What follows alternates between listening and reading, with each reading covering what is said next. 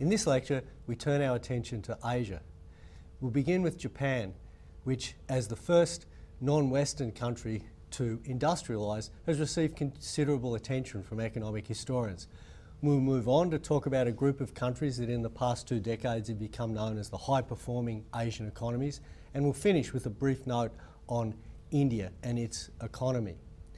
We'll see in this lecture that some of the themes about economic development that characterised industrialisation and economic development in Europe carry over to thinking about countries in Asia, such as the scope for rapid economic development from catch-up and convergence. But we'll see that when we look at new countries in a new region, there are also distinctive aspects of the path to economic development. To give an introductory perspective to the development experience of these Asian economies, in the next 3 graphs I've charted GDP per capita for different groups of countries.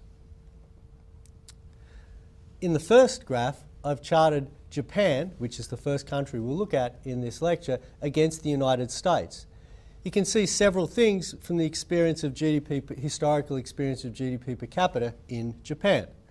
First of all, we see gradual growth during the 19th and early part of the 20th century up until World War II.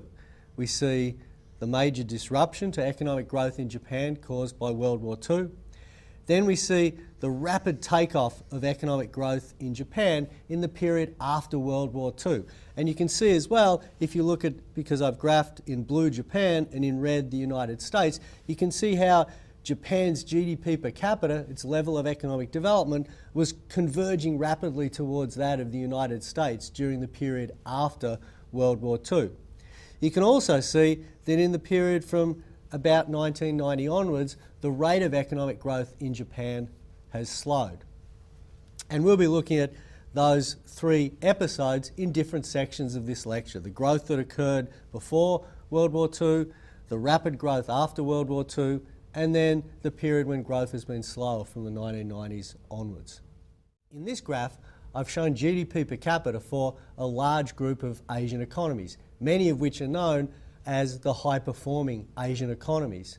There are 2 themes or points that you can see when you look at the evolution of GDP per capita in this graph. One is that there's a common story of economic development in the period after 1950. So this graph is running from 1950 through to 2010.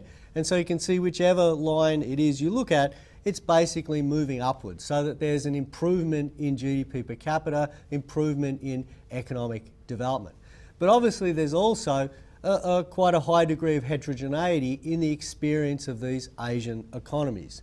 We have the economies which have developed most during this period, which is Japan, Hong Kong and Singapore. In fact, Hong Kong and Singapore moving above Japan in GDP per capita in the period around about from the 1990s onwards. We have a second group of countries which started to develop later, but when they started to grow, have grown at a similarly rapid rate to this first group of countries, Japan and Singapore and Hong Kong. And those 2 countries are South Korea and Taiwan. Then there's a third group of countries that's identified in this graph, countries which again began their takeoff towards a faster rate of economic growth later, and where the rate of economic growth, once growth's begun to occur, has been a bit more gradual than in, for example, South Korea and Taiwan. And that's a group of countries, Malaysia, Indonesia and Thailand, which are the bottom 3 lines there in that graph. The other country that we'll be looking at in this lecture is India. And in this graph, I've shown GDP per capita for India from the period from 1870 to 2010, and I've also shown GDP per capita for Japan, a sort of benchmark case, and China, which we'll be moving on to look at in the next lecture. Again, a couple of points are evident here when we look at the evolution of GDP per capita. One point is that whereas Japan began to grow in the period late 19th, early 20th century, in India and China we see very little or no economic growth, improvement in economic development during that period. Then, of course, in the period after World War II, we've had this remarkable takeoff in economic growth in Japan. If we compare with China and India, we see that after World War II, there was some sort of gradual increase in GDP per capita, but not really any takeoff until the second part of the second half of the 20th century. So around about 1980, we see economic growth increasing in China, GDP per capita increasing at an increasing rate. India, which is the red line here, India also sort of taking off perhaps a little bit later, maybe around 1990, 1980s, 1990. By its own standards, India's economic growth in the period after 1980 has been a huge transformation, but you can see by comparison with Japan and China, it still has a distance to go to match their living standards. And so that will be an issue that we'll take up in the section of the lecture when we talk about India.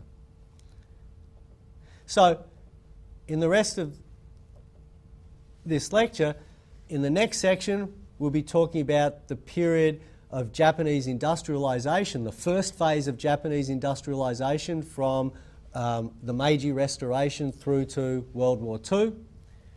We'll then move on to talk about the second phase of Japanese industrialization after World War II. We'll talk about the takeoff of the high-performing Asian economies in the period after World War II and after or as Japan takes off. Then we'll talk about two major dislocations to the economic growth experience of Japan and these high-performing Asian economies. So first of all, we'll talk about the change in economic conditions in Japan that happens around the late 1880s and 1990s that has brought a phase of much slower economic growth to Japan.